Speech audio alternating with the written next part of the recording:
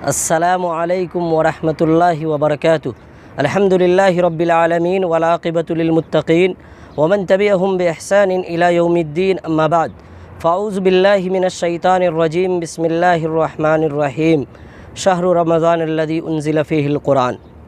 ناظرین، اللہ رب العالمین کا لاکھ لاکھ شکر و احسان ہے کہ ہم سب عنقریب ایک ایسے مہینے میں داخل ہونے والے ہیں جو مہینہ خیر و بھلائی کا مہینہ ہے۔ بہت دن سے مسلمان منتظر تھے جس مہینے کے، بڑی عظمت بڑی شوکت سے وہ رمضان آ پہنچا۔ اسی رمضان سے متعلق آج ہم کچھ خاص گفتگو کریں گے۔ ہمارے ساتھ ہمارے دوست موجود ہیں، ہم رمضان سے ریلیٹڈ چند سوالات کریں گے، چند امور کی طرف رہنمائی کریں گے اپنے ناظرین کی، تاکہ اس رمضان سے ہم زیادہ سے زیادہ فائدہ اٹھا سکیں۔ سب سے پہلے ہمارے ناظرین کو یہ بتایا جائے کہ جو رمضان آ رہا ہے 1 سے 2 دن کے اندر میں ہم اور آپ اس بابرکت مہینے میں داخل ہوں گے جس مہینے کی فضیلت کا اندازہ نہیں لگایا جا سکتا۔ تو ایک مسلمان بحیثیت مومن رمضان کا استقبال کیسے کرے؟ بسم اللہ والصلاۃ والسلام علی رسول اللہ وبعد۔ ہمارے ساتھ ہمارے دوست حافظ شاہ نواز صادق تیمی حفظہ اللہ ہیں۔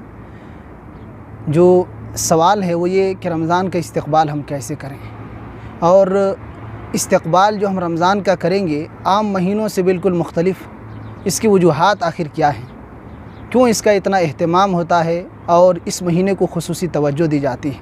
اگر غور و فکر کریں گے تو پتہ چلے گا کہ یہ مہینہ جو ہے عام مہینوں سے بالکل مختلف ہے۔ اس مہینے کی برکتیں، اس کی سعادتیں اور اس کے خیر اتنے زیادہ ہیں کہ اس کو شمار نہیں کیا جا سکتا ہے۔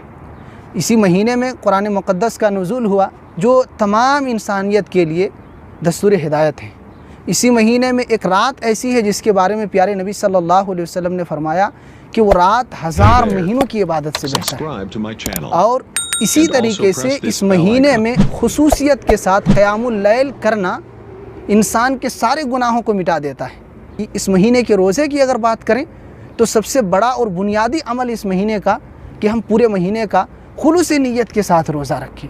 یہی وجہ ہے اللہ کے نبی صلی اللہ علیہ وسلم جب یہ مہینہ قریب آنے لگا اور یہ مہینہ داخل ہو گیا، بلکہ اللہ کے نبی صلی اللہ علیہ وسلم نے صحابہ کرام سے فرمایا اتاکم شہر رمضان شہر مبارک فرض اللہ علیکم صیامہ۔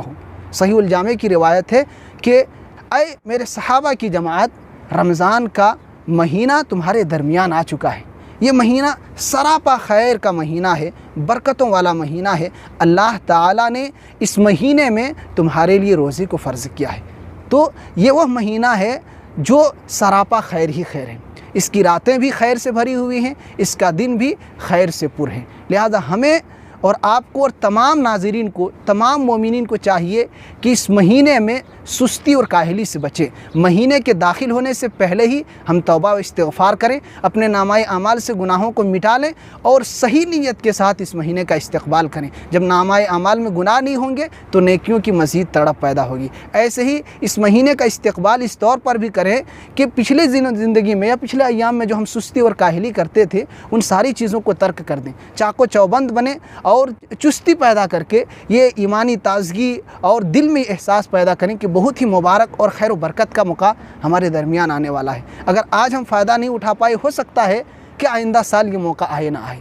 ابھی غنیمت ہے، بہترین موقع، بہترین سمے ہمارے پاس آنے والا ہے، ہم اس سے بھرپور طور پر استفادہ کریں اور ہر طریقے کے جو ہماری عبادتوں میں، ہمارے روزے میں خلل پیدا کرنے والی چیز ہے، ہم ان چیزوں سے اپنے آپ کو بچائیں۔ جیسے حدیث کے اندر کہا گیا ہے کہ جھوٹ بولنے سے ترک کرنا چاہیے، غلط اعمال سے انسان کو دور رہنا چاہیے، بخاری شریف کی روایت ہے۔ خلاصہ یہ ہے کہ رمضان کا استقبال نئے ولولوں، نئے جوش اور نئے جذبے کے ساتھ کریں، عمل میں آگے بڑھنے کی نیت سے اس مہینے کا استقبال کریں۔ اب ہمارا پہلا سوال حافظ صاحب سے ہے۔ ہم نے یہ تو آپ کے سامنے بیان کر دیا کہ رمضان کا استقبال کیسے کریں۔ اب تھوڑی تفصیل کے ساتھ ہمارے دوست آپ کے سامنے پیش کریں گے کہ اس ماہ مبارک سے کس طریقے سے کما حقہ ہم استفادہ کر سکتے ہیں۔ بڑا مناسب پوائنٹ ہے کہ ہم نے تو رمضان کا استقبال کر لیا خلوص نیت کے ساتھ، تو رمضان کے اس ایک مہینے میں زیادہ سے زیادہ ہم کیا کر کے وہ اپنے زندگی کے روٹین کو کس طرح سے منظم کریں گے کہ ہم زیادہ سے زیادہ فائدہ اٹھا سکیں اس رمضان سے، یہ بنیادی سوال ہے۔ ہم اپنے ناظرین کو یہ پیغام دیں گے مختصر طور پہ کہ سب سے پہلے جیسے ہم رمضان میں داخل ہوں پہلے سحری کی نیت کریں، تو اس خلوص کے ساتھ نیت کریں کہ اب تک جو 11 مہینے ہماری زندگی رفتار بے ڈھنگی سے گزر رہی تھی اس کو ہم منظم کریں گے۔ تو سب سے پہلا کام تو ہمیں یہ کرنا ہے کہ اپنی نیتوں کو خالص کرنا ہے، یہ بنیادی چیز ہے۔ رمضان سے فائدہ ہمیں اٹھانا ہے، تو جب ہم روزہ رہتے ہیں، اب تک مشاہدہ کرتے ہوں گے کہ جب آدمی روزہ رہتا ہے تو اسے بولنے کا دل نہیں کرتا، کوئی بات کرے تو بات کرنے کا من نہیں کرتا۔ اس لیے حدیث میں آیا ہے کہ اگر کوئی آدمی دو مسلمان جھگڑا کر رہا ہے اور آپ کو کوئی اکسانے کی کوشش کرے تو وہاں پہ آپ کو کہہ دینا انا صائم، میں روزے سے ہوں، میں لڑ نہیں سکتا، جھگڑ نہیں سکتا۔ تو یہ بنیادی چیز ہمیں یہ پیغام دیتی ہے کہ جب ہم روزہ کی حالت میں لایانی گفتگو کرنا نہیں چاہتے ہیں تو عام دنوں میں بھی ہمیں لایانی گفتگو سے پرہیز کرنی چاہیے۔ رمضان کا بابرکت مہینہ سے ہم اس طرح بھی فائدہ اٹھا سکتے ہیں کہ ہم خود کو منظم کریں، اپنی زندگی کو منظم کریں، کب سونا ہے، کب جگنا ہے، رات میں قیام اللیل ادا کرنے کے بعد ہم سو جائیں تاکہ فجر کی نماز جماعت کے ساتھ پڑھ سکیں۔ یہ بہت بڑا المیہ ہے کہ لوگ سنت کے ادائیگی کے چکر میں فجر چھوڑ دیتے ہیں۔ بہت سارے لوگ صبح میں جگیں گے، سحری کھا لیتے ہیں اور فجر کی نماز چھوڑ دیتے ہیں۔ اللہ کے رسول نے کہا تسحروا فإن فی السحور برکۃ، سحری کھاؤ، سحری میں برکت ہے۔ تو برکت تو لے لیے لیکن فجر کی نماز چھوڑ دی، تو یہ نہیں ہونی چاہیے۔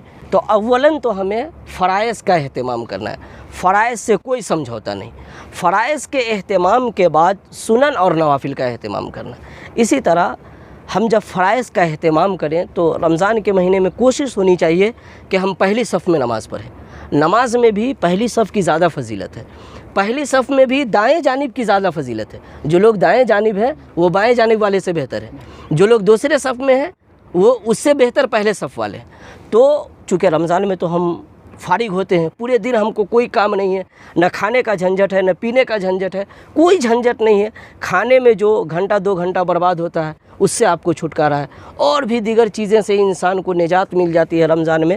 رمضان میں ہم زیادہ سے زیادہ اس طرح بھی فائدہ اٹھا سکتے ہیں کہ ہم ہمہ وقت کثرت سے اپنی زبان کو ذکر و اذکار سے تر رکھیں۔ سبحان اللہ، الحمدللہ، اللہ اکبر، استغفر اللہ، یہ جو چھوٹے چھوٹے کلمات ہیں ان کا ورد کرتے رہیں۔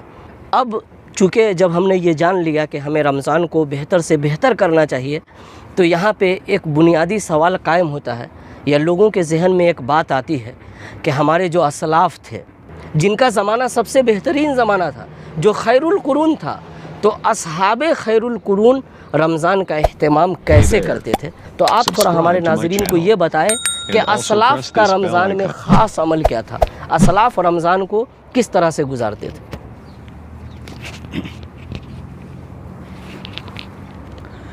جزاکم اللہ خیراً۔ سلف صالحین اس ماہ مبارک کا اہتمام کس طور پر کیا کرتے تھے؟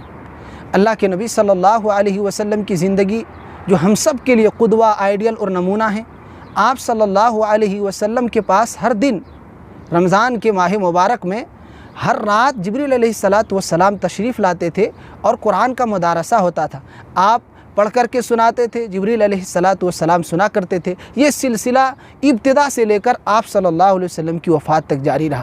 صحابہ کرام جو آپ کے نقش قدم پر چلنے والے سب سے پہلی جماعت تھی، جو وہ لوگ بھی نبی صلی اللہ علیہ وسلم کی پیروی کرتے ہوئے آپ کے طرز پر زندگی گزارتے ہوئے رمضان میں خصوصیت کے ساتھ عبادتوں کا، صدقہ و خیرات کا، سخاوت و فیاضی کا اہتمام کیا کرتے تھے۔ عبادتوں میں بھی وہ بڑھ چڑھ کر کے دلچسپی لیا کرتے تھے۔ سخاوت و فیاضی کے بارے میں خود حدیث کہتی ہے، اللہ کے رسول صلی اللہ علیہ وسلم تیز و تند آندھیوں کے مانند ہو جایا کرتے تھے، اور آپ صلی اللہ علیہ وسلم خوب سخاوت و فیاضی کیا کرتے تھے۔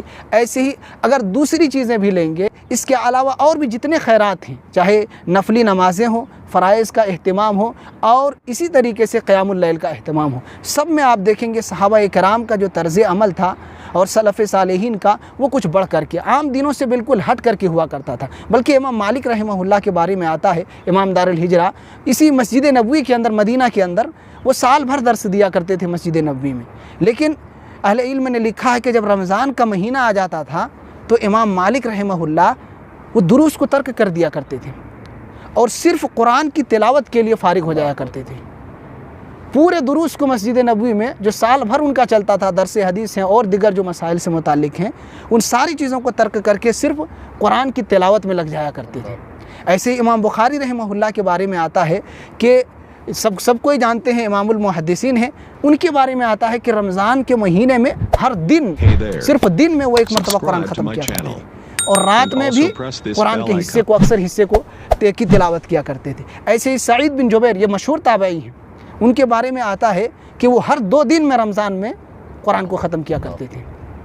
قتادہ بن دعامہ سدوسی، یہ بھی مشہور تابعین میں سے ہیں، انہوں نے بھی، ان کے عمل کو اگر آپ دیکھیں گے تو رمضان میں خصوصیت کے ساتھ ہر 3 دن میں ایک قرآن کو ختم کیا کرتے تھے، اور جب آخری عشرہ آ جاتا تھا تو آخری عشرے میں ان کا عمل کچھ اور ہی ہوتا تھا، ہر رات میں ایک قرآن ختم کرتے تھے۔ اب یہ کہ ایک رات میں یا 3 دن سے کم میں جو حدیث ہے کہ جو قرآن کو ختم کرتا ہے اس نے کچھ سمجھا ہی نہیں، اس پر حافظ ابن رجب رحمۃ اللہ علیہ نے بہت بہترین جواب لکھا ہے، جو تفصیل چاہتے ہیں ان کے جواب کو پڑھ سکتے ہیں، انہوں نے اس سلسلے میں تفصیلات ذکر کی ہیں۔ المہم کہنا یہ ہے کہ سلف صالحین خصوصیت کے ساتھ اس ماہ میں عبادتوں کا اہتمام کرتے تھے، بلکہ بعض سلف صالحین سے مروی ہے کہ رمضان کا مہینہ صرف 2 ہی کام کے لیے ہے، ایک ہے قرآن کی تلاوت اور دوسرا یہ ہے کہ فقیر و محتاج لوگوں کو کھانا کھلانا۔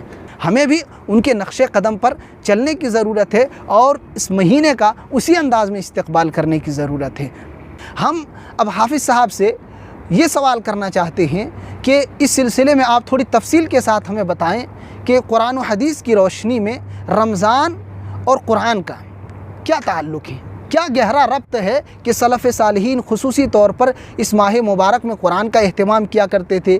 تو آپ ان دونوں کے درمیان اس ربط کو، اس تعلق کو سامعین کے سامنے تھوڑا پیش کریں۔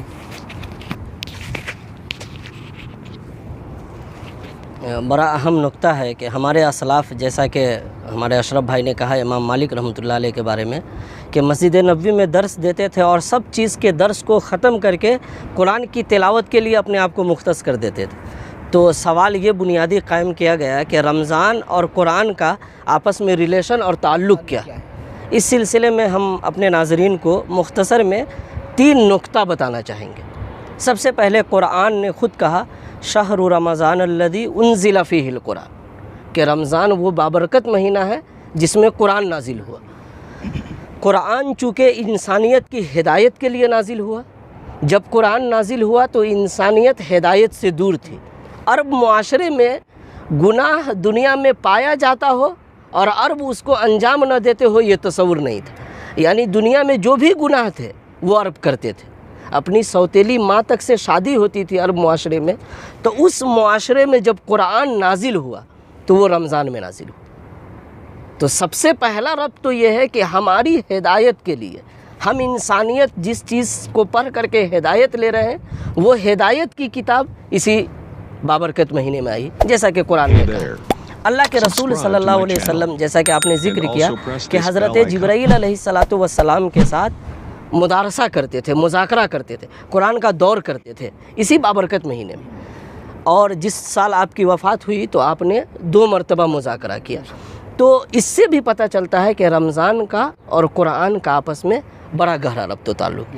اللہ کے رسول اکرم صلی اللہ علیہ وسلم دعوت و تبلیغ کے لیے آئے تھے، آپ صلی اللہ علیہ وسلم لوگوں کو اسلام کی طرف بلاتے تھے، باوجود اس کے جب رمضان آتا تھا تو آپ بھی اپنے آپ کو قرآن کے لیے وقف کر دیتے تھے۔ دعوت و تبلیغ کا کام ایسا نہیں کہ آپ انجام نہیں دیتے تھے، لیکن خود کو بھی قرآن کے لیے وقف کر دیتے تھے، اور پورے رمضان آپ نے پوری زندگی حضرت جبرائیل علیہ السلام کے ساتھ مذاکرہ اور مدارسہ کیا۔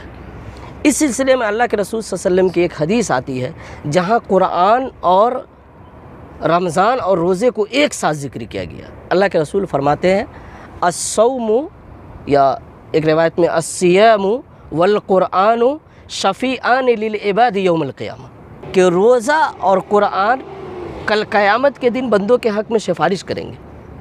تو یہ 3 ایسے نکتے ہیں جس سے رمضان کا اور قرآن کا آپس میں بڑا گہرا تعلق و ربط سمجھ میں آتا ہے۔ رمضان المبارک کے انگنت اعمال جس کو انجام دے کر کے بندہ اپنے رب کو خوش کرتا ہے، اس میں سے سب سے بنیادی اور اہم عبادت روزہ ہے۔ تو ہمارے ناظرین کو آپ یہ بتائیں کہ روزہ کے سلسلے میں کہ روزہ کس طرح سے رہیں، روزہ رہنے کے لیے ناظرین اپنے آپ کو کیسے تیار کریں اور کس طرح کا روزہ رہیں تاکہ ہمارا روزہ صحیح سالم اللہ رب العالمین تک پہنچ جائے۔ اس سلسلے میں آپ تھوڑی سی وضاحت کریں۔ ناظرین کرام، اس سلسلے میں قرآن مقدس کی ایک آیت کریمہ ہے، آپ سب اس کو سنے ہوں گے۔ یا ایھا الذین آمنوا کتب علیکم الصیام کما کتب علی الذین من قبلکم لعلکم تتقون۔ اللہ رب العالمین نے اس آیت کریمہ کے اندر روزہ فرض کیے جانے کے مقصد، حکمت کو بیان کیا ہے کہ کیوں امت مسلمہ پر روزے کو فرض کیا گیا ہے۔ اللہ رب العزت نے کہا کہ ہم نے اس روزے کو اس لیے فرض کیا ہے تاکہ بندہ ہمارا متقی اور پرہیزگار بن جائے۔ تو اللہ رب العالمین نے ہمارے اوپر جو روزے کو فرض کیا ہے، ہمارے تقوی اور پرہیزگاری کا یہ امتحان ہے۔ انسان اگر اس کا اہتمام کرے تو اللہ رب العالمین کا ڈر، اللہ کا خوف، جنت سے قریب ہونے کا جذبہ اور گناہوں سے دور بھاگنے کی صفت انسان کے اندر پیدا ہوتی ہے۔ یہ تقوی کے مفہوم، چونکہ اس کا مفہوم کافی وسیع ہے اور یہ ساری چیزیں اس میں آ جاتی ہیں۔ تو انسان کو ایک تو اس عمل کو معمولی نہیں سمجھنا چاہیے، کیونکہ اللہ رب العالمین نے تمام مہینوں میں اس مہینے کا انتخاب کیا ہے اور اس میں روزے کے لیے اس کو خاص کیا ہے۔ یعنی اس مہینے کا ایک تو یہ خاص عمل ہے، اس مہینے کے تمام اعمال میں سب سے اہم عمل ہے کہ ہم اس مہینے کا روزہ رکھیں، بغیر ٹال مٹول، بغیر سستی اور کاہلی کے اس مہینے کا روزہ ترک نہ کریں۔ کچھ لوگ انتہائی احمقانہ جواب دیتے ہیں جب ان سے آپ کہیں کہ آپ بھائی تندرست ہیں، صحت مند ہیں، روزہ کیوں نہیں رکھتے؟ تو وہ یہ کہتے ہیں کہ ہمارے گھر میں کس چیز کی کمی ہے۔ سن کر کے آدمی شرم کے مارے سر کو جھکا لے۔ جو ایمان والے ہیں، جن کے اندر کچھ بھی غیرت ہے، ایک مسلمان کیسے اس طریقے کے جواب دے سکتے ہیں؟ اللہ تعالیٰ نے فرض کیا ہے، اللہ کے نبی صلی اللہ علیہ وسلم، آپ کے صحابہ نے عملی طور پر اس کو انجام دیا ہے، اور یہ اسلام کے ارکان میں سے ایک رکن ہے۔ اسلام کی پوری عمارت جن بنیادوں پر کھڑی ہے، یہ ایک بنیاد ہے۔ اگر یہ بنیاد گر جائے تو عمارت صحیح سالم نہیں رہے گی۔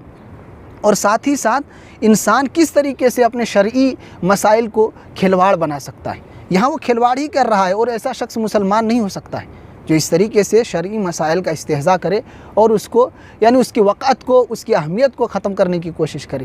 ہم ایسے تمام ناظرین سے ہی کہیں گے کہ آپ اس رویے کو ترک کریں۔ ایسا جواب اگر آپ دیتے ہیں تو کہیں آپ کا یہ عمل آپ کو دین سے خارج نہ کر دے، کیونکہ آپ نے اسلام کی بنیاد کا مذاق اڑایا ہے، جو اللہ تعالیٰ نے فرض کیا، جو واجب چیز ہے۔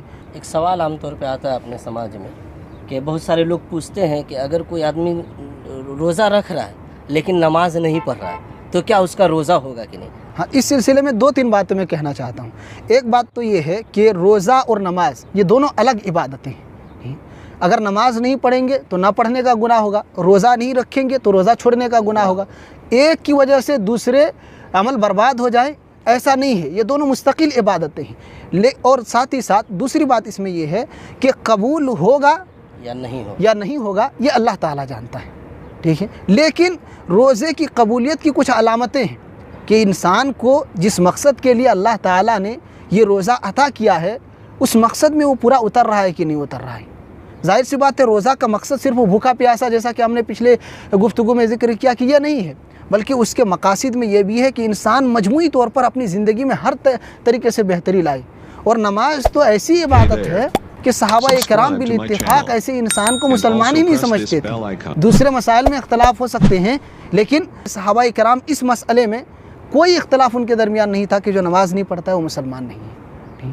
تو وہ انسان کیسے اس کو شمار کر سکتے ہیں کہ اس کی عبادت قبول ہو جائے؟ کوئی علامت ہی نظر نہیں آ رہی ہے، صرف بھوکا ہے، سوتا ہے اور اٹھتا ہے، سوتا ہے، کھاتا ہے اور روزے کے نام سے پھر ایسے ہی پورے مہینے کو گزارتا ہے۔ ہم کیسے کہیں گے کہ مقصد میں کامیاب ہے؟ نہ وہ نماز کا اہتمام کرتا ہے، نہ ہی وہ گناہوں سے بچنے کی کوشش کرتا ہے، نہ ہی وہ عام دنوں میں نماز کا اہتمام کرتا ہے۔ تو ہم کیسے یہ کہیں گے کہ اس کے اندر تبدیلی آ رہی ہے، روزے کا مقصد اس کو حاصل ہو رہا ہے؟ ہم مجموعی طور پر ایسے شخص کو یہ کہہ سکتے ہیں کہ ایک تو یہ کہ قبول ہو یا نہ ہو، یہ اللہ بہتر جانتا ہے۔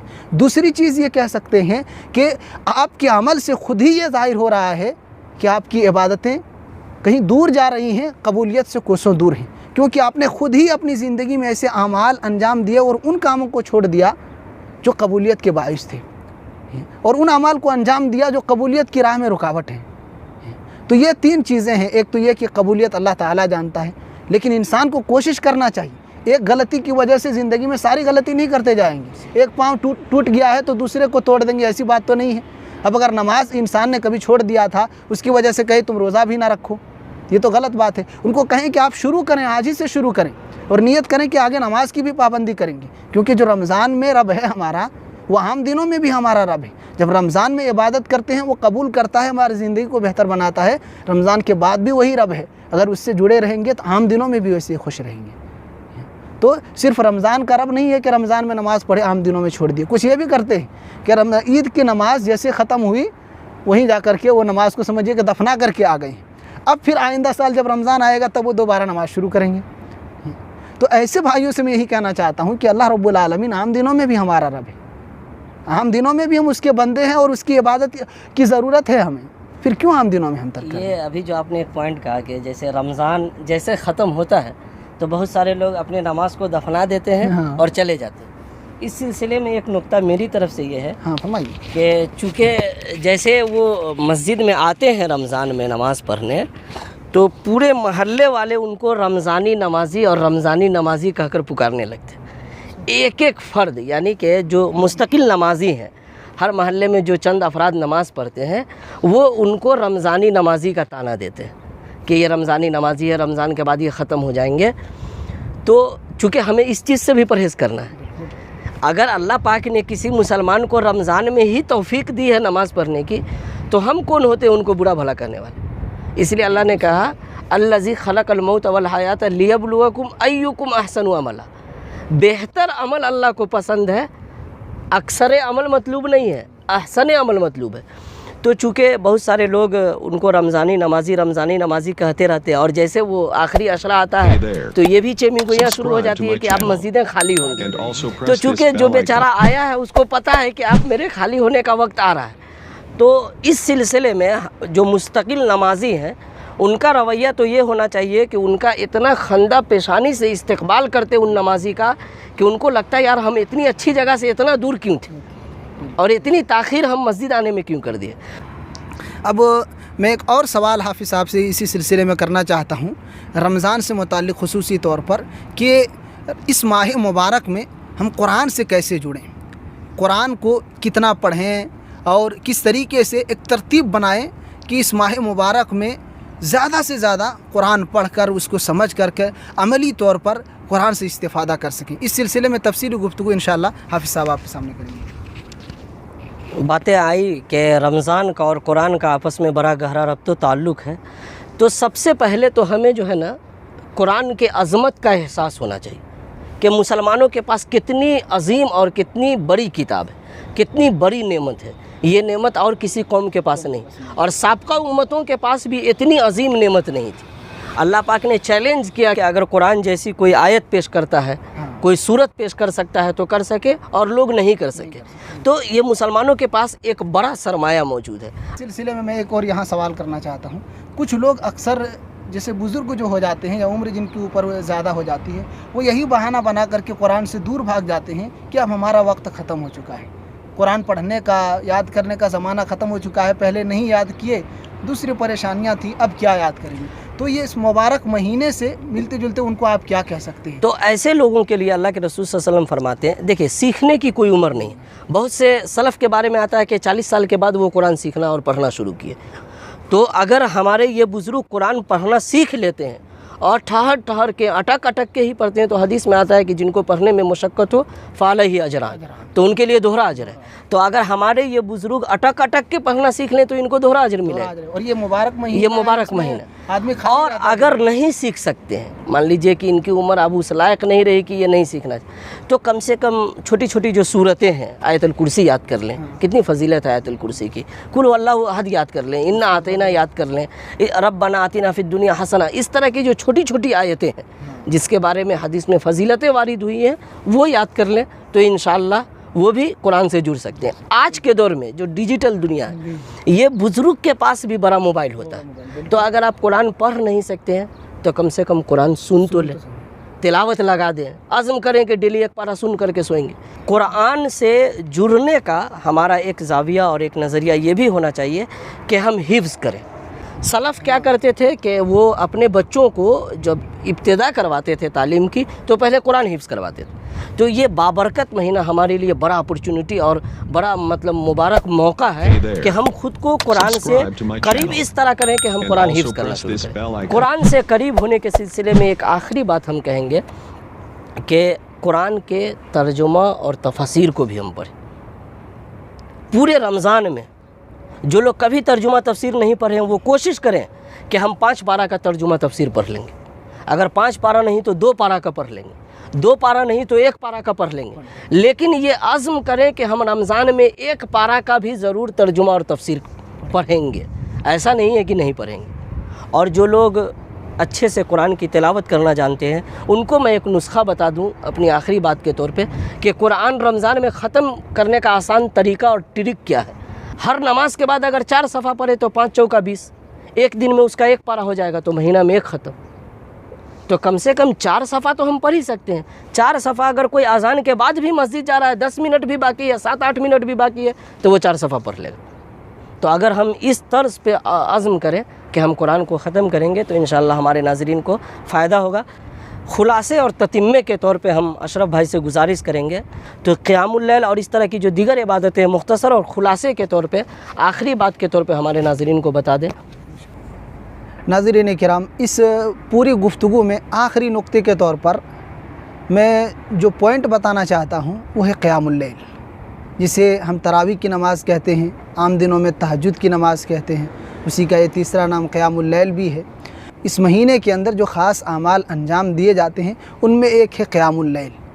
اس کی بڑی فضیلت ہے۔ اللہ کے نبی صلی اللہ علیہ وسلم نے ارشاد فرمایا، من قام رمضان ایمانا واحتسابا غفر له ما تقدم من ذنبه، کہ جو شخص اس مہینے میں ایمان کے ساتھ قیام کرتا ہے اور ثواب کی امید سے، یہ نہیں کہ لوگ کر رہے ہیں تو ہم کر رہے ہیں، لوگ دیکھ رہے ہیں تو ہم کر رہے ہیں، سب جا رہے ہیں اس لیے ہم جا رہے ہیں، سب فلاں کام کر رہے ہیں اس لیے ہم بھی کر رہے ہیں، سب قیام اللیل کر رہے ہیں اس لیے ہم کر رہے ہیں، ہرگز نہیں۔ مقصد یہ ہو کہ اللہ تعالی ہمارے اس عمل کی بدولت ہمیں ثواب دے، ہمارے اس نیکی کو اللہ تعالی قبول کرے اور ہمیں اس کا بدلہ ملے۔ تو حدیث میں یہ کہا گیا ہے کہ جو ایمان اور ثواب کی نیت سے قیام اللیل کرتا ہے، تراویح کی نماز پڑھتا ہے، تو اس کے پچھلے سارے چھوٹے چھوٹے گناہ معاف ہو جائیں۔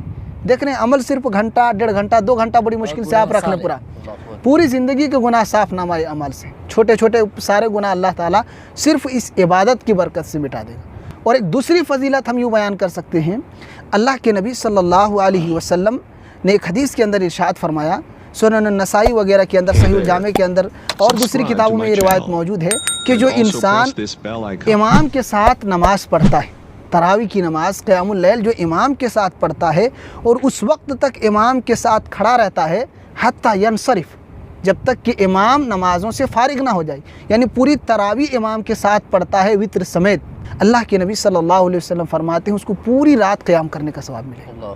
1 سے 2 گھنٹہ پوری رات ہم آرام سے سوئے ہوئے ہیں اپنے بستر میں، لہٰذا ہم اور آپ کو چاہیے کہ امام کے ساتھ تراویح کی نماز پڑھیں اور مکمل نماز پڑھیں، ادھوری نماز نہ پڑھیں۔ اس کے علاوہ انفاق فی سبیل اللہ ہم نے ذکر کیا کہ اس کی بڑی فضیلت ہے عام دنوں میں بھی، اور انسان موت کے وقت بھی اس کی تمنا کرے گا کہ تھوڑا اگر وقت مل جاتا تو جو دولت بچی تھی وہ خرچ کر کے آ جاتا۔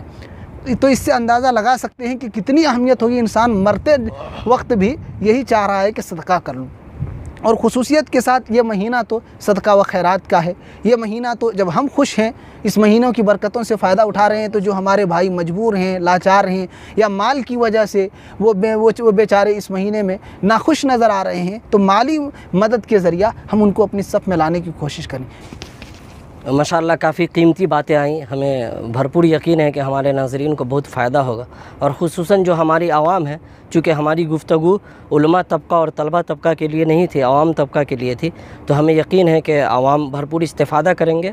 مختصر پیغام اس ویڈیو کا یہ بنے گا کہ رمضان کے دنوں میں بھی اور رمضان کے بعد بھی جو ہم نے ایک مہینہ عبادت کی ہے، ہماری نجی زندگی میں اس کا عکس دکھنا چاہیے، ہمارے اقوال سے، ہمارے افعال سے، ہمارے اعمال سے، ہمارے حتیٰ کہ سوشل میڈیا کے ایکٹیویٹیز سے بھی۔